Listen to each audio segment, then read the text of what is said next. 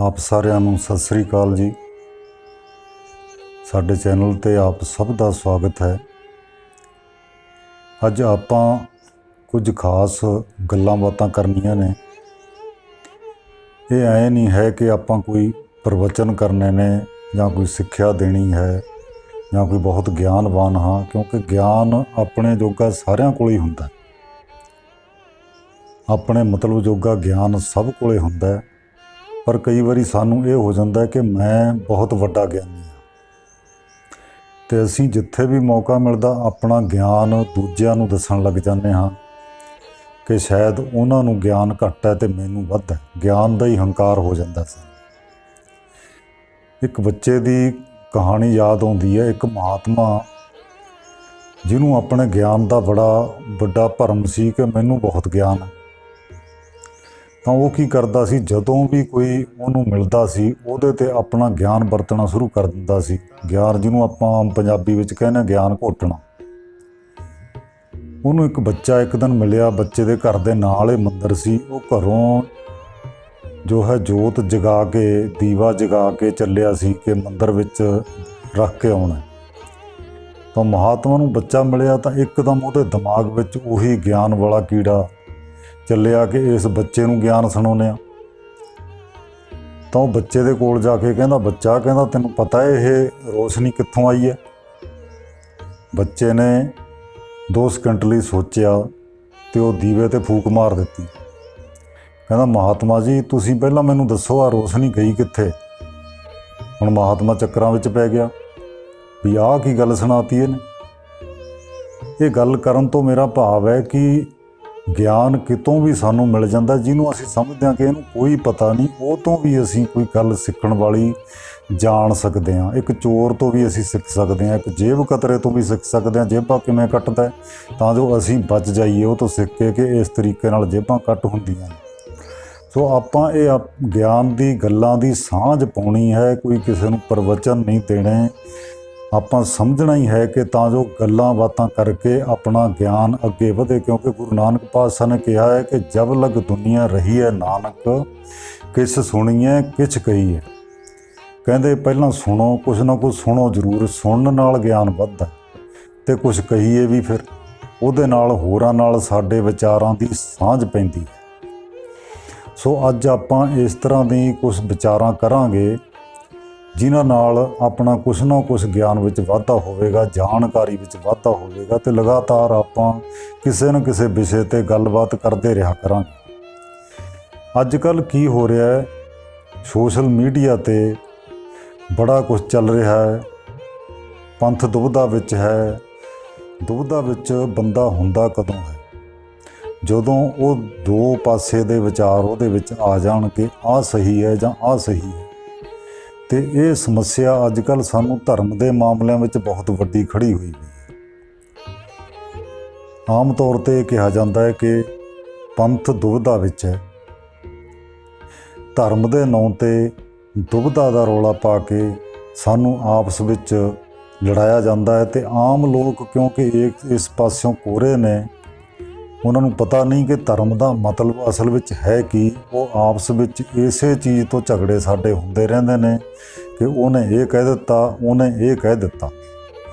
ਦੁਬਿਧਾ ਹੈ ਨਹੀਂ, ਦੁਬਿਧਾ ਸਾਡੇ ਦਿਮਾਗ ਵਿੱਚ ਪਾਈ ਜਾਂਦੀ ਹੈ ਕਿ ਦੁਬਿਧਾ ਵਿੱਚ ਹੈ। ਸਾਨੂੰ ਜ਼ਬਰਦਸਤੀ ਇਹ ਸਮਝਾਇਆ ਜਾਂਦਾ ਹੈ ਕਿ ਦੁਬਿਧਾ ਵਿੱਚ ਹੈ ਪੰਥ। ਅਸਲ ਵਿੱਚ ਕੀ ਹੈ? ਧਰਮ ਹੈ ਜਿਹੜਾ ਇਹ ਸਾਨੂੰ ਜਿਉਣਾ ਸਿਖਾਉਂਦਾ ਹੈ। ਇਹਦੇ ਨਾਲ ਅਸੀਂ ਸਿੱਖਣਾ ਤਾਂ ਜਿਉਣਾ ਸੀ, ਪਰ ਇਹਨੂੰ ਅਸੀਂ ਮਰਨ ਤੇ ਮਾਰਨ ਦੇ ਲਈ ਵਰਤਣਾ ਸ਼ੁਰੂ ਕਰ ਦਿੱਤਾ। ਧਰਮ ਨਾਲ ਇੱਕ ਦੂਜੇ 'ਤੇ ਜਿਹੜਾ ਬੰਦਾ ਸਾਡੇ ਵਿਚਾਰਾਂ ਤੋਂ ਉਲਟ ਹੈ ਉਹਦੇ ਖਿਲਾਫ ਅਸੀਂ ਡਾਂਗਾਂ ਚੱਕ ਕੇ ਖੜ੍ਹੇ ਹੋ ਜਾਂਦੇ ਹਾਂ। ਅੱਜ ਕੱਲ੍ਹ ਧਰਮ ਦੇ ਨਾਂ 'ਤੇ ਮਰਨ ਅਤੇ ਮਾਰਨ ਦੀ ਗੱਲ ਕੀਤੀ ਜਾਂਦੀ ਹੈ। ਧਰਮ ਤੋਂ ਸਹਿਣਸ਼ੀਲਤਾ ਸਿੱਖਣੀ ਸੀ, ਪਰ ਧਰਮ ਦੇ ਨਾਂ 'ਤੇ ਹੀ ਸਹਿਣਸ਼ੀਲਤਾ ਖਤਮ ਹੁੰਦੀ ਹੈ। ਅੱਜ ਕੱਲ੍ਹ ਇਸੇ 'ਤੇ ਜਿਹੜਾ ਸਾਡੇ ਵਿਚਾਰਾਂ ਦਾ ਨਹੀਂ ਹੈ। ਅਸਲ ਵਿੱਚ ਗਿਆਨ ਹੋਣ ਦਾ ਤਾਂ ਮਤਲਬ ਇਹੀ ਹੈ ਕਿ ਅਸੀਂ ਦੂਜਿਆਂ ਨੂੰ ਵੀ ਗਿਆਨਵਾਨ ਮੰਨੀਏ, ਦੂਜਿਆਂ ਨੂੰ ਵੀ ਇਹ ਸਮਝੀਏ ਕਿ ਉਹਨਾਂ ਕੋਲੇ ਵੀ ਕੁਛ ਨਾ ਕੁਛ ਹੈ। ਪਰ ਅਸੀਂ ਜਿਹੜਾ ਸਾਡੀ ਗੱਲ ਨਹੀਂ ਕਰਦਾ ਉਹਨੂੰ ਅਸੀਂ ਗੁਰੂ ਨਿੰਦਕ, ਸਿੱਖੀ ਦਾ ਦੁਸ਼ਮਣ, ਨਾਸਤਕ ਕਹਿਣ ਦਾ ਇੱਕ ਰਿਵਾਜ ਜਿਹਾ ਹੀ ਚੱਲ ਪਿਆ ਹੈ। ਅਸਲ ਵਿੱਚ ਕੀ ਹੈ, ਦੇਖੋ ਕਰੋਨਾ ਬਿਮਾਰੀ ਚੱਲੀ ਹੋਈ ਹੈ, ਲੋਕ ਬੇਰੁਜ਼ਗਾਰ ਹੋ ਰਹੇ ਨੇ, ਕੰਮ ਸਾਰਿਆਂ ਦੇ ਬੰਦ ਪਏ ਨੇ, ਅੱਗੇ ਕੀ ਹੋਣਾ ਸਾਰੇ ਹੀ ਇਸ ਚਿੰਤਾ ਵਿੱਚ ਪਏ ਹੋਏ ਨੇ। ਪਰ ਕਿੰਨੇ ਚੈਨਲ ਸਾਡੇ ਧਰਮ ਦੇ ਨਾਂ 'ਤੇ ਅੱਜ ਕੱਲ੍ਹ ਇੱਕ ਦੂਜੇ ਦੀ ਨਿੰਦਿਆ ਕਰਨ 'ਤੇ ਲੱਗੇ ਹੋਏ ਨੇ। ਉਹਨਾਂ ਨੂੰ ਇਸ ਮੌਕੇ ਦਾ ਜਿਹੜਾ ਇਸ ਵੇਲੇ ਦਾ ਵਾਤਾਵਰਨ ਹੈ ਉਹਦੇ ਨਾਲ ਕੋਈ ਮਤਲਬ ਨਹੀਂ ਹੈ ਕਿ ਹੋ ਕੀ ਰਿਹਾ। ਉਹਨਾਂ ਨੂੰ ਇੱਕ ਦੂਜੇ ਦੀ ਨਿੰਦਿਆ ਕਰਨ ਤੋਂ ਸਿਵਾ ਕੋਈ ਕੰਮ ਨਹੀਂ ਹੈ, ਅਤੇ ਇਹ ਖਾਲੀ ਆਪਣੀਆਂ ਤਿਜੋਰੀਆਂ ਭਰਨ ਦੇ ਲਈ, ਆਪਣੇ ਵੱਲ ਖਿੱਚਣ ਦੇ ਲਈ ਲੋਕਾਂ ਨੂੰ ਇਸ ਤਰ੍ਹਾਂ ਦੀਆਂ ਹਰਕਤਾਂ ਕੀਤੀਆਂ ਜਾਂਦੀਆਂ ਨੇ। ਜਦੋਂ ਕਿ ਅਗਰ ਤੁਹਾਡੇ ਪੱਲੇ ਧਰਮ ਹੈ ਤਾਂ ਤੁਹਾਨੂੰ ਦੁਨੀਆ ਦੀ ਜਿਹੜੀ ਇਸ ਵੇਲੇ ਦੀ ਸਮੱਸਿਆ ਉਹਦੇ ਬਾਰੇ ਸੋਚਣਾ ਚਾਹੀਦਾ ਹੈ, ਉਹਦੇ ਬਾਰੇ ਗੱਲ ਕਰਨੀ ਚਾਹੀਦੀ ਹੈ। ਜਾਂ ਸਿਰਫ ਇੱਕ ਦੂਜੇ ਦੀਆਂ ਲੱਤਾਂ ਖਿੱਚਣ ਲਈ, ਇੱਕ ਦੂਜੇ ਦੀ ਨਿੰਦਿਆ ਕਰਨ ਲਈ ਤੁਸੀਂ ਬਾਣੀ ਦੀ ਵੀ ਦੁਰਵਰਤੋਂ ਕਰ ਰਹੇ ਹੋ। ਕਿੰਨੇ ਹੀ ਚੈਨਲ ਇਸੇ ਕੰਮ 'ਤੇ ਇੱਕ ਦੂਸਰੇ ਦੀ ਨਿੰਦਿਆ 'ਤੇ ਲੱਗੇ ਹੋਏ ਨੇ, ਆਪਣੇ ਆਪ ਨੂੰ ਸੱਚਾ ਸਿੱਖ ਸਾਬਤ ਕਰਨ 'ਤੇ ਲੱਗੇ ਹੋਏ ਨੇ। ਪਰ ਕੀ ਪੰਥ ਦੁਬਿਧਾ ਵਿੱਚ ਹੈ? ਅਸਲ ਗੱਲ ਇਹ ਹੈ ਕਿ ਇਹ ਜ਼ਬਰਦਸਤੀ ਇਹ ਸੋਚ ਸਾਡੇ ਦਿਮਾਗ ਵਿੱਚ ਪਾ ਰਹੇ ਨੇ ਕਿ ਪੰਥ ਦੁਬਿਧਾ ਵਿੱਚ ਹੈ, ਕਿਉਂਕਿ ਲੋਕਾਂ ਨੂੰ ਤਾਂ ਇਹ ਗੱਲ ਦਾ ਪਤਾ ਹੀ ਨਹੀਂ, ਕਦੇ ਸੋਚਦੇ ਹੀ ਨਹੀਂ ਇਸ ਬਾਰੇ। ਪਰ ਇਹ ਜ਼ਬਰਦਸਤੀ ਦਿਮਾਗ ਵਿੱਚ ਪਾਇਆ ਜਾਂਦਾ ਹੈ ਤੇ ਦੁਬਿਧਾ ਵਿੱਚ ਹੈ, ਅਤੇ ਦੁਬਿਧਾ ਵਿੱਚ ਪਾਉਣ ਵਾਲੀ ਦੂਜੀ ਧਿਰ ਹੈ, ਅਤੇ ਫਿਰ ਇਹ ਉਸ ਧਿਰ ਨੂੰ ਸੋਧਣ ਦੀਆਂ ਗੱਲਾਂ ਕਰਨੀਆਂ ਸ਼ੁਰੂ ਕਰ ਦਿੰਦੇ ਨੇ। ਜਦੋਂ ਕਿ ਅਗਰ ਗੁਰੂ ਸਾਹਿਬ ਦੇ ਜੀਵਨ ਨੂੰ ਦੇਖੀਏ ਤਾਂ ਉੱਥੋਂ ਸਾਨੂੰ ਖੁਦ ਪਤਾ ਚੱਲਦਾ ਹੈ ਕਿ ਗਿਆਨ ਅਸਲ ਵਿੱਚ ਇਹਨਾਂ ਦੇ ਆਪਣੇ ਖੁਦ ਪੱਲੇ ਨਹੀਂ ਹੈ। ਗੁਰੂ ਸਾਹਿਬ ਦੀ ਜਿਹੜੀ ਸਿੱਖਿਆ ਹੈ ਉਹ ਅਮਲ ਦੀ ਸਿੱਖਿਆ ਸੀ। ਜਾਣਕਾਰੀ ਜਦ ਤੱਕ ਸਾਡੇ ਕੋਲ ਹੁੰਦੀ ਹੈ ਤਾਂ ਉਹ ਇਕੱਲੀ ਜਾਣਕਾਰੀ ਹੈ, ਜਿੰਨੀ ਦੇਰ ਉਹ ਅਮਲ ਵਿੱਚ ਨਹੀਂ ਆਉਂਦੀ।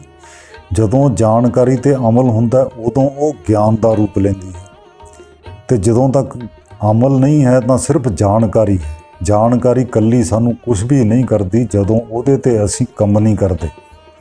ਅਤੇ ਅਸੀਂ ਗੁਰੂ ਸਾਹਿਬ ਦੇ ਜੀਵਨ ਨੂੰ ਅਗਰ ਲਈਏ ਤਾਂ ਗੁਰੂ ਸਾਹਿਬ ਦੀ ਜਦੋਂ ਗੁਰੂ ਨਾਨਕ ਦੇਵ ਜੀ ਦੀ ਸਿੱਧਾਂ ਨਾਲ ਚਰਚਾ ਹੋਈ ਸੀ, ਜੋ ਸਿੱਧ ਗੋਸ਼ਟ ਵਿੱਚ ਦਰਜ ਹੈ, ਉਹਦੇ ਵਿੱਚ ਪਹਿਲੀ ਸ਼ਰਤ ਉਸ ਚਰਚਾ ਦੀ ਇਹੀ ਸੀਗੀ ਕਿ ਰੋਸ ਨਾ ਕੀਜੈ ਉੱਤਰ ਦੀਜੈ, ਕਿ ਭਾਈ ਰੋਸ ਨਹੀਂ ਕਰਨਾ, ਗੁੱਸਾ ਨਹੀਂ ਕਰਨਾ, ਜਿਹੜਾ ਸਵਾਲ ਕੀਤਾ ਜਾਂਦਾ ਉਹਦਾ ਸਾਨੂੰ ਉੱਤਰ ਦਿਓ, ਅਤੇ ਜਿਹੜਾ ਉੱਤਰ ਤੁਸੀਂ ਸੁਣਨਾ ਦੂਜੇ ਦਾ ਉਹਦਾ ਵੀ ਫਿਰ ਗੁੱਸਾ ਨਹੀਂ ਕਰਨਾ, ਉਹਦਾ ਵੀ ਤੁਸੀਂ ਉੱਤਰ ਸੁਣ ਕੇ ਉਹਦਾ ਉੱਤਰ ਤੁਸੀਂ ਜਵਾਬ ਦੇਣਾ, ਉਹਨਾਂ ਨੂੰ ਸਵਾਲ ਕਰਨਾ ਹੈ ਆਪਸ ਵਿੱਚ। ਇਹੀ ਗਿਆਨ ਹੈ। ਉਹਨਾਂ ਨੇ ਕਿਸੇ ਨਾਲ ਵੀ ਇਸ ਤਰ੍ਹਾਂ ਦੀ ਕੋਈ ਗੱਲ ਨਹੀਂ ਕੀਤੀ। ਚਰਚਾ ਗਿਆਨ ਦੇ ਦੁਆਰਾ, ਪ੍ਰਸ਼ਨ ਉੱਤਰ ਦੇ ਦੁਆਰਾ ਹੋਈ ਹੈ। ਪਰ ਅਸੀਂ ਤਲਵਾਰਾਂ ਚੱਕ ਕੇ, ਡਾਂਗਾਂ ਚੱਕ ਕੇ ਦੂਜੇ ਨੂੰ ਸੋਧਣ ਤੁਰ ਪੈਂਦੇ ਹਾਂ ਕਿ ਜੋ ਕੁਛ ਮੈਂ ਕਹਿ ਰਿਹਾ ਹਾਂ ਉਸੇ ਨੂੰ ਅਗਰ ਠੀਕ ਕਹਿੰਦਾ ਹੈ ਫਿਰ ਤਾਂ ਉਹ ਠੀਕ ਹੈ, ਅਗਰ ਉਹਨੂੰ ਉਹ ਗਲਤ ਕਹਿੰਦਾ ਹੈ, ਉਹ ਆਪਦਾ ਕੋਈ ਵਿਚਾਰ ਹੋਰ ਰੱਖਦਾ ਹੈ, ਫਿਰ ਉਹ ਗਲਤ ਹੈ। ਗੁਰੂ ਸਾਹਿਬ ਨੇ ਆਪਣੇ ਜੀਵਨ ਵਿੱਚ ਇਸ ਚੀਜ਼ ਨੂੰ ਕਰਕੇ ਦਿਖਾਇਆ ਹੈ। ਗੁਰੂ ਨਾਨਕ ਦੇਵ ਜੀ ਦਾ ਆਪਾਂ ਗੱਲ ਕਰੀਏ ਤਾਂ ਉਹ ਬਲੀ ਕੰਧਾਰੀ ਨੂੰ ਮਿਲੇ, ਕੌਡੇ ਰਾਖਸ਼ ਨੂੰ ਮਿਲੇ, ਸੱਜਣ ਠੱਗ ਨੂੰ ਮਿਲੇ, ਮਲਕ ਭਾਗੋ ਨੂੰ ਮਿਲੇ, ਤਾਂ ਉੱਥੇ ਕੀ ਹੋਇਆ? ਬਲੀ ਕੰਧਾਰੀ ਨੇ ਇੰਨਾ ਹੰਕਾਰਿਆ ਹੋਇਆ ਸੀ ਕਿ ਪੱਥਰ ਉਹਨਾਂ ਦੇ ਉੱਪਰ ਧੱਕ ਦਿੱਤਾ ਕਿ ਉਹ ਥੱਲੇ ਆ ਕੇ ਮਰ ਜਾਣਗੇ। ਪਰ ਇਸ ਦੇ ਬਾਵਜੂਦ ਦੇਖੋ ਗੁਰੂ ਨਾਨਕ ਦੇਵ ਜੀ ਨੇ ਉਹਨਾਂ ਨਾਲ ਕੋਈ ਝਗੜਾ ਕਰਿਆ? ਕੋਈ ਝਗੜਾ ਨਹੀਂ ਕਰਿਆ, ਬਲਕਿ ਬਲੀ ਕੰਧਾਰੀ ਨੂੰ ਸਮਝਾਇਆ। ਇਸੇ ਤਰ੍ਹਾਂ ਸੱਜਣ ਠੱਗ ਦੇ ਕੋਲੇ ਗਏ ਤਾਂ ਸੱਜਣ ਠੱਗ ਨੇ ਤਾਂ ਪੂਰੀ ਤਿਆਰੀ ਕਰ ਲਈ ਸੀ ਕਿ ਖਾਣੇ ਵਿੱਚ ਜ਼ਹਿਰ ਮਿਲਾ ਕੇ ਇਹਨਾਂ ਨੂੰ ਮਾਰ ਦੇਵਾਂਗਾ ਅਤੇ ਇਹਨਾਂ ਦਾ ਸਮਾਨ ਲੁੱਟ ਲਵਾਂਗਾ, ਕਿਉਂਕਿ ਉਹ ਇਹਨਾਂ ਦੇ ਚਿਹਰੇ ਦੀ ਰੰਗਤ, ਰੌਣਕ ਨੂੰ, ਨੂਰ ਨੂੰ ਦੇਖ ਕੇ ਇਹਨਾਂ ਨੂੰ ਬੜਾ ਅਮੀਰ ਸਮਝ ਬੈਠਾ ਸੀ ਕਿ ਬੜੇ ਅਮੀਰ ਨੇ ਅਤੇ ਨਾਲ ਇਹਨਾਂ ਦੇ ਆਪਣਾ ਇੱਕ ਨੌਕਰ ਰੱਖਿਆ ਹੋਇਆ ਹੈ, ਤਾਂ ਇਹਨਾਂ ਨੂੰ ਲੁੱਟ ਕੇ ਬੜਾ ਧਨ ਦੌਲਤ ਮਿਲੇਗੀ। ਪਰ ਗੁਰੂ ਸਾਹਿਬ ਨੇ ਉਹਨੂੰ ਵੀ ਪ੍ਰੇਮ ਨਾਲ ਸਮਝਾਇਆ, ਮਲਕ ਭਾਗੋ ਨੂੰ ਵੀ ਪ੍ਰੇਮ ਨਾਲ ਸਮਝਾਇਆ, ਕੌਡੇ ਰਾਖਸ਼ ਨੂੰ ਵੀ ਸਮਝਾਇਆ। ਸੱਜਣ ਠੱਗ ਤਾਂ ਗੁਰੂ ਸਾਹਿਬ ਦਾ ਫਿਰ ਅੱਗੇ ਪ੍ਰਚਾਰਕ ਵੀ ਬਣਿਆ। ਸੋ ਇਹ ਹੈ ਕਿ ਪ੍ਰੇਮ ਦੀ ਗੱਲ ਗੁਰੂ ਨਾਨਕ ਦੇਵ ਜੀ ਨੇ ਕਰੀ ਹੈ। ਕਿਸੇ ਨਾਲ ਵੀ ਕੋਈ ਲੜਾਈ ਝਗੜਾ ਕਰਕੇ ਉਹਨਾਂ ਨੇ ਕਿਸੇ ਨੂੰ ਬਦਲਣ ਦੀ ਕੋਸ਼ਿਸ਼ ਨਹੀਂ ਕੀਤੀ। ਹਰ ਬੰਦੇ ਦਾ ਆਪਣਾ ਤਜਰਬਾ ਹੁੰਦਾ, ਉਹਨੇ ਆਪਣੇ ਤਜਰਬੇ ਤੋਂ ਜੋ ਸਿੱਖਿਆ ਹੁੰਦਾ ਹੈ ਉਸੇ ਦੇ ਮੁਤਾਬਕ ਉਹ ਕਿਸੇ ਚੀਜ਼ ਦੀ ਵੀ ਵਿਆਖਿਆ ਕਰਦਾ। ਜਿੰਨਾ ਉਹਨੇ ਹਾਸਲ ਕੀਤਾ ਹੁੰਦਾ ਉਸੇ ਹਿਸਾਬ ਨਾਲ ਉਹ ਵਿਆਖਿਆ ਕਰਦਾ। ਹਰ ਇੱਕ ਬੰਦੇ ਦੀ ਬੁੱਧੀ ਭਿੰਨ ਹੁੰਦੀ ਹੈ। ਇੱਥੇ ਹੀ ਅਸੀਂ ਗਲਤੀ ਕਰ ਜਾਂਦੇ ਹਾਂ ਕਿ ਜੋ ਮੇਰੇ ਵਿਚਾਰ ਨੇ ਉਹੀ ਦੂਜੇ ਦੇ ਵਿਚਾਰ ਹੋਣ। ਗੁਰਬਾਣੀ ਨੇ ਵੀ ਇਸ ਚੀਜ਼ ਨੂੰ ਮੰਨਿਆ ਹੈ ਕਿ ਭਿੰਨਤਾ ਹੁੰਦੀ ਹੈ, ਹਰ ਚੀਜ਼ ਵਿੱਚ ਭਿੰਨਤਾ ਹੁੰਦੀ ਹੈ, ਤੇ ਉਹਨੂੰ ਸਵੀਕਾਰ ਕੀਤਾ ਹੈ। ਗੁਰੂ ਸਾਹਿਬ ਕਹਿੰਦੇ ਨੇ ਕਿ ਆਪਣੀ ਆਪਣੀ ਬੁੱਧ ਹੈ ਜੇਤੀ, ਵਰਨਤ ਭਿੰਨ ਭਿੰਨ ਤੋਹਿ ਤੇਤੀ। ਕਹਿੰਦੇ ਜਿੰਨਾ ਕੁ ਕਿਸੇ ਨੇ ਗਿਆਨ ਹਾਸਲ ਕੀਤਾ ਉਹ ਪਰਮਾਤਮਾ ਬਾਰੇ ਵੀ ਉਨੀ ਭਿੰਨਤਾ ਨਾਲ ਆਪਣੀਆਂ ਗੱਲਾਂ ਕਰਦੇ ਨੇ।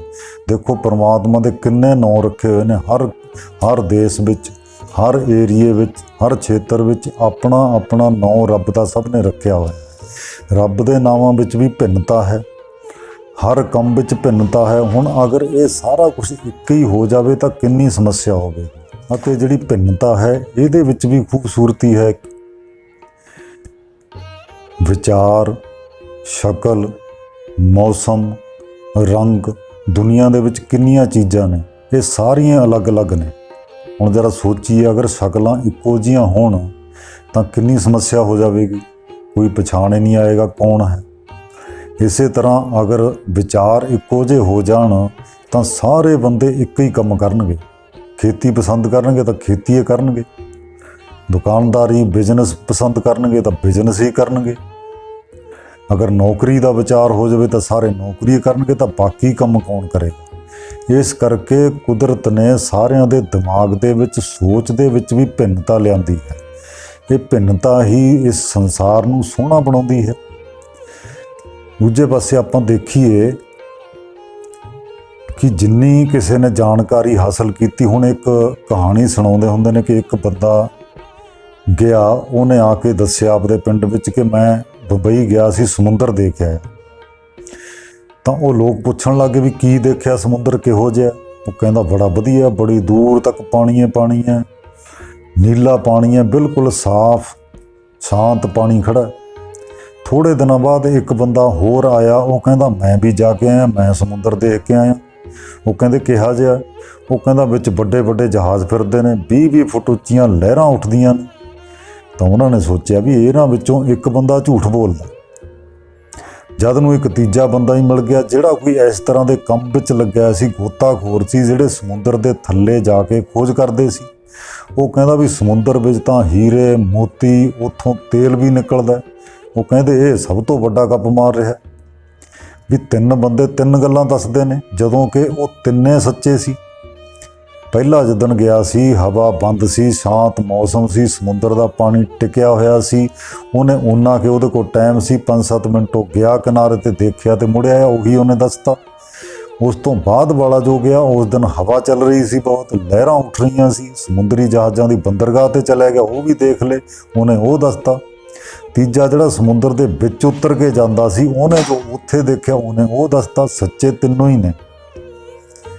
ਤੇ ਸਾਧ ਸੰਗਤ ਇੱਧਰ ਆਪਾਂ ਦੇਖੀਏ, ਜਪਜੀ ਸਾਹਿਬ ਦੇ ਦੱਸਦੇ ਨੇ ਕਿ ਘੱਟ ਤੋਂ ਘੱਟ 60 ਟੀਕੇ ਨੇ, ਵਿਆਖਿਆ ਕੀਤੀ ਹੋਈ ਹੈ 60 ਵਿਦਵਾਨਾਂ ਦੀ, ਤੇ ਉਹ 60 ਹੀ ਅਲੱਗ-ਅਲੱਗ ਨੇ। ਇਹਨਾਂ ਵਿੱਚ ਪ੍ਰੋਫੈਸਰ ਸਾਹਿਬ ਸਿੰਘ ਤੇ ਪ੍ਰੋਫੈਸਰ ਸਾਹਿਬ ਸਿੰਘ, ਆਚਾਰੀਆ ਰਜਨੀਸ਼, ਵਿਨੋਦਾ ਭਾਵੇ, ਇੱਕ ਮੁਸਲਿਮ ਜੋ ਹੈ ਵਿਦਵਾਨ, ਉਹਨੇ ਵੀ ਕੀਤਾ ਹੈ ਟੀਕਾ। ਤੇ ਇਹ ਸਾਰਿਆਂ ਦੇ ਟੀਕੇ ਇੱਕ ਦੂਜੇ ਤੋਂ ਭਿੰਨ ਨੇ। ਹੁਣ ਜਦੋਂ ਆਮ ਸੋਚ ਵਾਲਾ ਬੰਦਾ ਕਹੇਗਾ ਕਿ ਇਹਨਾਂ ਚੋਂ ਕੋਈ ਇੱਕ ਸਹੀ ਹੋਏਗਾ, ਬਾਕੀ ਸਾਰੇ ਝੂਠੇ ਹੋਣਗੇ, ਪਰ ਨਹੀਂ, ਅਸਲ ਵਿੱਚ ਇਹ ਸਾਰੇ ਸਹੀ ਨੇ, ਕਿਉਂਕਿ ਇਹਨਾਂ ਨੇ ਜਿੱਥੋਂ ਤੱਕ ਗੁਰਬਾਣੀ ਦੇ ਅੰਦਰ ਤੱਕ ਦੀ ਖੋਜ ਇਹਨਾਂ ਕੋਲੇ ਆਈ, ਇਹਨਾਂ ਨੂੰ ਸਮਝ ਪਈ, ਇਹਨਾਂ ਨੇ ਉਸ ਤਰ੍ਹਾਂ ਉਹਦੀ ਵਿਆਖਿਆ ਕੀਤੀ। ਤੇ ਇਹ ਵੀ ਸਹੀ ਹੈ ਕਿ ਇਹਨਾਂ ਦੇ ਟੀਕੇ ਇੱਕ ਦੂਸਰੇ ਤੋਂ ਭਿੰਨ ਨੇ, ਉਹ ਮਿਲਦੇ ਨਹੀਂ ਆਪਸ ਵਿੱਚ, ਉਹਨਾਂ ਵਿੱਚ ਫਰਕ ਹੈ, ਪਰ ਗਲਤ ਕੋਈ ਵੀ ਨਹੀਂ ਹੈ, ਭਿੰਨਤਾ ਹੈ। ਕਿਉਂਕਿ ਜਿੰਨੀ ਕੁ ਉਹਨਾਂ ਨੇ ਗਿਆਨ ਹਾਸਲ ਕੀਤਾ, ਉਹਨਾਂ ਨੇ ਉਹਦੇ ਬਾਰੇ ਵਿਆਖਿਆ ਕਰ ਦਿੱਤੀ। ਪਰ ਉਹਨਾਂ ਸਾਰਿਆਂ ਦਾ ਮਕਸਦ ਇੱਕ ਹੀ ਸੀ, ਲੋਕਾਂ ਨੂੰ ਕੁਦਰਤ ਦੇ ਨਜ਼ਦੀਕ ਲੈ ਕੇ ਜਾਣਾ, ਕੁਦਰਤ ਦੇ ਬਾਰੇ ਜਾਣਕਾਰੀ ਦੇਣੀ, ਕੁਦਰਤ ਦੀ ਸਮਝ ਦੇਣੀ। ਪਰ ਅਸੀਂ ਹੁਣ ਇੱਥੇ ਰੌਲਾ ਕਾਹਦਾ ਪੈਂਦਾ ਹੈ ਵਾਰ-ਵਾਰ ਕਈ ਦੁਬਿਧਾ ਦੀ ਜਿਹੜੀ ਗੱਲ ਕੀਤੀ ਜਾਂਦੀ ਹੈ, ਇੱਕ ਕਹਿੰਦਾ ਹੈ ਕਿ ਰੱਬ ਹੈ, ਦੂਜਾ ਕਹਿੰਦਾ ਨਹੀਂ ਹੈ, ਇੱਕ ਕਹਿੰਦਾ ਰੱਬ ਕੁਦਰਤ ਵਿੱਚ ਹੈ, ਦੂਜਾ ਉਹਨੂੰ ਕਿਤੇ ਹੋਰ ਬਿਠਾ ਦਿੰਦਾ ਹੈ, ਅਲੱਗ ਨੇਮ ਆਪਣੇ ਦੱਸਦਾ ਹੈ ਕਿ ਇਸ ਤਰ੍ਹਾਂ ਉਹਨੂੰ ਤੁਸੀਂ ਪਛਾਣ ਸਕਦੇ ਹੋ, ਇਸ ਤਰ੍ਹਾਂ ਰੱਬ ਨੂੰ ਮਿਲ ਸਕਦੇ ਹੋ, ਇਸ ਤਰ੍ਹਾਂ ਆਹ ਹੋ ਸਕਦਾ, ਇਸ ਤਰ੍ਹਾਂ ਉਹ ਹੋ ਸਕਦਾ। ਪਰ ਇੱਕ ਕਹਾਣੀ ਆਉਂਦੀ ਹੈ ਕਿ ਜਾਪਾਨ ਦੀ ਕਹਾਣੀ ਹੈ ਇਹ, ਕਿ ਇੱਕ ਭਿਖਾਰੀ ਭੀਖ ਮੰਗਦਾ ਰਿਹਾ ਸਾਰੀ ਜ਼ਿੰਦਗੀ ਤੇ ਇੱਕ ਦਿਨ ਉਹ ਮਰ ਗਿਆ। ਜਦੋਂ ਮਰ ਗਿਆ ਤਾਂ ਉਹਦੀ ਜਗ੍ਹਾ ਦੀ ਸਫਾਈ ਲੋਕਾਂ ਨੇ ਕਰੀ ਕਿ ਜਗ੍ਹਾ ਨੂੰ ਵਰਤੀਏ, ਇੱਥੇ ਬੈਠਾ ਰਹਿੰਦਾ ਸੀ, ਉਹ ਸਫਾਈ ਨਹੀਂ ਸੀ ਕਰਦਾ। ਤਾਂ ਜਦੋਂ ਉਹ ਜਗ੍ਹਾ ਦੀ ਸਫਾਈ ਕਰੀ ਤਾਂ ਉੱਥੇ ਥੱਲੇ ਉਹਦੇ ਖਜ਼ਾਨਾ ਸੀ। ਸਾਰੇ ਹੈਰਾਨ ਰਹਿ ਗਏ ਕਿ ਇਹ ਬੰਦਾ ਸਾਰੀ ਜ਼ਿੰਦਗੀ ਭੀਖ ਮੰਗਦਾ ਰਿਹਾ, ਪਰ ਦੇਖੋ ਜਿੱਥੇ ਬੈਠ ਕੇ ਭੀਖ ਮੰਗਦਾ ਸੀ ਉਹ ਖਜ਼ਾਨੇ ਦੇ ਉੱਪਰ। ਉਹੀ ਹਾਲਤ ਸਾਡੀ ਹੈ। ਅਸੀਂ ਇਹ ਦੁਬਿਧਾ ਵਿੱਚ ਹਾਂ ਜੀ, ਆਹ ਨਹੀਂ ਪਤਾ ਸਾਨੂੰ, ਉਹ ਨਹੀਂ ਪਤਾ। ਸਾਡੀ ਹਾਲਤ ਵੀ ਖਜ਼ਾਨੇ ਦੇ ਉੱਪਰ ਬੈਠ ਕੇ ਭੀਖ ਮੰਗਣ ਵਾਲੀ ਹੈ। ਜਦੋਂ ਸਾਡੇ ਕੋਲ ਧੰਨ ਧੰਨ ਸ੍ਰੀ ਗੁਰੂ ਗ੍ਰੰਥ ਸਾਹਿਬ ਜੀ ਦਾ ਪਾਵਨ ਸਰੂਪ, ਪਾਵਨ ਬਾਣੀ ਹੈ, ਤਾਂ ਸਾਨੂੰ ਕਿਸੇ ਦੇ ਪਿੱਛੇ ਲੱਗਣ ਦੀ ਕੀ ਜ਼ਰੂਰਤ ਹੈ। ਅਸੀਂ ਖੁਦ ਬਾਣੀ ਪੜ੍ਹ ਕੇ ਇਹ ਨਿਰਣਾ ਕਰ ਸਕਦੇ ਹਾਂ ਕਿ ਸਹੀ ਕੀ ਹੈ ਅਤੇ ਗਲਤ ਕੀ ਹੈ। ਸਾਨੂੰ ਕਿਸੇ ਦੇ ਚੱਕਰ ਵਿੱਚ ਪੈਣ ਦੀ ਜ਼ਰੂਰਤ ਹੀ ਨਹੀਂ। ਰੱਬ ਹੈ ਜਾਂ ਨਹੀਂ ਹੈ ਤੇ ਕਿੱਥੇ ਹੈ, ਉਹ ਬਾਣੀ ਸਾਫ਼ ਦੱਸਦੀ ਹੈ ਸਾਨੂੰ। ਬਾਣੀ ਦੇ ਵਿੱਚ ਗੁਰੂ ਸਾਹਿਬ ਨੇ ਸ਼ਬਦ ਵਿੱਚ ਦੱਸਿਆ ਹੈ ਕਿ ਕਾਹੇ ਰੇ ਬਨ ਖੋਜਨ ਜਾਈ, ਸਰਬ ਨਿਵਾਸੀ ਸਦਾ ਅਲੇਪਾ ਤੋਹੀ ਸੰਗ ਸਮਾਈ। ਕਹਿੰਦੇ ਜੰਗਲਾਂ ਵੱਲ ਨੂੰ ਕਿਉਂ ਭੱਜਦਾ ਹੈ? ਉਹ ਰੱਬ ਜੋ ਹੈ ਉਹ ਤਾਂ ਤੇਰੇ ਨਾਲ ਹੈ, ਹਰ ਵਿੱਚ ਤੇਰੇ ਅੰਦਰ ਹੀ ਸਮਾਇਆ ਹੋਇਆ ਹੈ। ਅੱਗੇ ਜੰਗਲਾਂ ਵਿੱਚ ਨੂੰ ਭੱਜਦੇ ਸੀ ਰੱਬ ਨੂੰ ਲੱਭਣ ਲਈ, ਹੁਣ ਸਾਨੂੰ ਧਾਰਮਿਕ ਸਥਾਨਾਂ 'ਤੇ ਨੂੰ ਬੁਲਾਇਆ ਜਾਂਦਾ ਕਿ ਉੱਥੇ ਆ ਜਾਓ ਅਸੀਂ ਰੱਬ ਦਿਖਾਉਂਦੇ ਹਾਂ, ਉੱਥੇ ਆ ਜਾਓ ਤੁਹਾਨੂੰ ਅਸੀਂ ਰੱਬ ਦਿਖਾਉਂਦੇ ਹਾਂ, ਅਸੀਂ ਆਹ ਦਿਖਾ ਦਾਂਗੇ, ਅਸੀਂ ਤੁਹਾਨੂੰ ਉਹ ਦਿਖਾ ਦਾਂਗੇ। ਉਹ ਚੀਜ਼ ਦਾ ਉੱਤਰ ਇਸ ਸ਼ਬਦ ਦੇ ਵਿੱਚ ਗੁਰੂ ਸਾਹਿਬ ਸਾਫ਼ ਦਿੰਦੇ ਨੇ ਕਿ ਭਾਈ ਜੰਗਲਾਂ ਵੱਲ ਨੂੰ ਕਿਉਂ ਭੱਜਦਾ ਹੈ? ਉਹ ਤਾਂ ਤੇਰੇ ਨਾਲ ਹੈ, ਸਦਾ ਹੀ ਤੇਰੇ ਨਾਲ ਹੈ, ਤੇਰੇ ਅੰਦਰ ਹੀ ਹੈ। ਪੋਹਪ ਮੱਧ ਜੈਸੇ ਬਾਸ ਬਸਤਾ ਹੈ, ਮੁਕਰ ਮਹਿ ਜੈਸੇ ਛਾਈ। ਕਹਿੰਦੇ ਜਿਵੇਂ ਫੁੱਲ ਦੇ ਵਿੱਚ ਖੁਸ਼ਬੂ ਵਸਦੀ ਹੈ, ਸੀਸੇ ਦੇ ਅੰਦਰ ਤੇਰੀ ਪਰਛਾਈ ਦਿਖਦੀ ਹੈ, ਉਸੇ ਤਰ੍ਹਾਂ ਹੀ ਐਸੇ ਹੀ ਅਰ ਵਸੇ ਨਿਰੰਤਰ ਘਟ ਹੀ ਖੋਜੋ ਭਾਈ। ਕਹਿੰਦੇ ਏਕਣੇ ਤੇਰੇ ਨਾਲ ਹੀ ਉਹ ਵਸਦਾ ਹੈ, ਤੇਰੇ ਅੰਦਰ ਲਗਾਤਾਰ ਨਿਰੰਤਰ ਵਸਦਾ ਹੈ। ਹੁਣ ਦੇਖੋ ਫੁੱਲ ਦੀ ਖੁਸ਼ਬੂ ਨੂੰ ਅਸੀਂ ਮਹਿਸੂਸ ਕਰਦੇ ਹਾਂ, ਪਰ ਫੜ ਤੇ ਨਹੀਂ ਸਕਦੇ ਫੁੱਲ ਨੂੰ। ਪਰ ਖੁਸ਼ਬੂ ਇਸ ਚੀਜ਼ ਦੀ ਗਰੰਟੀ ਦਿੰਦੀ ਹੈ ਕਿ ਫੁੱਲ ਵੀ ਕਿਤੇ ਨਾ ਕਿਤੇ ਹੈ ਜਿਹਦੀ ਇਹ ਖੁਸ਼ਬੂ ਹੈ। ਇਸੇ ਤਰ੍ਹਾਂ ਜਦ ਸੀਸੇ ਵਿੱਚ ਪਰਛਾਈ ਸਾਨੂੰ ਦਿਖਦੀ ਹੈ ਤਾਂ ਪਰਛਾਈ ਨੂੰ ਵੀ ਅਸੀਂ ਫੜ ਨਹੀਂ ਸਕਦੇ, ਪਰ ਮਹਿਸੂਸ ਕਰਦੇ ਹਾਂ। ਪਰ ਉਹ ਪਰਛਾਈ ਵੀ ਇਸ ਚੀਜ਼ ਦੀ ਗਰੰਟੀ ਸਾਨੂੰ ਦਿੰਦੀ ਹੈ ਕਿ ਕੋਈ ਚੀਜ਼ ਹੈ ਜਿਹਦੀ ਇਹ ਪਰਛਾਈ ਹੈ। ਉਹ ਹੈ ਜ਼ਰੂਰ ਜਿਹਦੀ ਪਰਛਾਈ ਹੈ। ਇੱਕ ਹੋਰ ਘਟਨਾ ਯਾਦ ਆਈ ਹੈ। ਔਰੰਗਜ਼ੇਬ ਬਾਦਸ਼ਾਹ ਦੀ ਇੱਕ ਲੜਕੀ ਸੀ ਜੇਬੁਲ ਨਿਸ਼ਾ। ਉਹ ਇਸੇ ਚੀਜ਼ ਨਾਲ ਬਿਲਕੁਲ ਇਸੇ ਉਦਾਹਰਣ ਨਾਲ ਮਿਲਦੀ ਜੁਲਦੀ ਹੈ। ਜੇਬੁਲ ਨਿਸ਼ਾ ਬੜੀ ਹੀ ਉੱਚ ਪਾਏ ਦੀ ਕਵਿੱਤਰੀ ਸੀ, ਬਹੁਤ ਵਧੀਆ ਕਵਿਤਾ ਕਹਿੰਦੀ ਸੀ, ਖੁਦਾ ਦੇ ਨਾਲ ਜੁੜੀ ਹੋਈ ਰੂਹ ਸੀ ਉਹ। ਇੱਕ ਵਾਰੀ ਕਹਿੰਦੇ ਨੇ ਉਹਦੀਆਂ ਕਵਿਤਾਵਾਂ ਪੜ੍ਹ ਕੇ ਇੱਕ ਮਹਾਤਮਾ ਬੜਾ ਪ੍ਰਭਾਵਿਤ ਹੋਇਆ ਅਤੇ ਉਹਨੇ ਜਾ ਕੇ ਔਰੰਗਜ਼ੇਬ ਦੇ ਦਰਬਾਰ ਵਿੱਚ ਆਪਣੀ ਅਰਜ਼ੀ ਲਾਤੀ ਕਿ ਮੈਂ ਜੇਬੁਲ ਨਿਸ਼ਾ ਦੀ ਜ਼ਿਆਰਤ ਕਰਨੀ ਚਾਹੁੰਦਾ। ਜ਼ਿਆਰਤ ਦਾ ਮਤਲਬ ਹੁੰਦਾ ਹੈ ਕਿ ਉਹਦੇ ਦਰਸ਼ਨ ਕਰਨੇ ਚਾਹੁੰਦਾ। ਹੁਣ ਮੁਸਲਿਮ ਧਰਮ ਦੇ ਵਿੱਚ ਪਰਦਾ ਹੈ, ਔਰਤਾਂ ਪਰਦੇ ਵਿੱਚ ਰਹਿੰਦੀਆਂ ਨੇ। ਔਰੰਗਜ਼ੇਬ ਬੜੇ ਚੱਕਰਾਂ ਵਿੱਚ ਪੈ ਗਿਆ ਕਿ ਇਹਨੂੰ ਕਿਵੇਂ ਮੈਂ ਇਹਨੂੰ ਮਹਾਤਮਾ ਨੂੰ ਜਵਾਬ ਦੇਵਾਂ, ਤੇ ਇਹ ਸ਼ਰ੍ਹਾ ਦੇ ਸਾਡੀ ਦੇ ਉਲਟ ਹੈ ਗੱਲ। ਕਹਿੰਦੇ ਨੇ ਜਦੋਂ ਅੰਦਰ ਆਪਦੇ ਮਹਿਲ ਦੇ ਵਿੱਚ ਉਹ ਇਸ ਚਿੰਤਾ ਵਿੱਚ ਖੜਾ ਘੁੰਮ ਰਿਹਾ ਸੀ ਤਾਂ ਉਹਦੀ ਲੜਕੀ ਜੇਬੁਲ ਨਿਸ਼ਾ ਨੇ ਦੇਖ ਕੇ ਸਮਝ ਲਿਆ ਕਿ ਇਹ ਚਿੰਤਾ ਵਿੱਚ ਹੈ। ਤਾਂ ਉਸਨੇ ਪੁੱਛ ਲਿਆ ਕਿ ਤੁਹਾਨੂੰ ਚਿੰਤਾ ਕਿਸ ਗੱਲ ਦੀ ਚਿੰਤਾ ਹੈ? ਤਾਂ ਉਹਨੇ ਸਾਰੀ ਗੱਲ ਦੱਸੀ ਕਿ ਇਸ ਤਰ੍ਹਾਂ ਕਰਕੇ ਇੱਕ ਮਹਾਤਮਾ ਨੇ ਅਰਜ਼ੀ ਲਾਤੀ ਹੈ ਕਿ ਮੈਂ ਦਰਸ਼ਨ ਕਰਨੇ ਨੇ ਜੇਬੁਲ ਨਿਸ਼ਾ ਦੇ, ਪਰ ਸਾਡੀ ਸ਼ਰ੍ਹਾ ਦੇ ਇਹ ਉਲਟ ਹੈ, ਕੀ ਕੀਤਾ ਜਾਵੇ?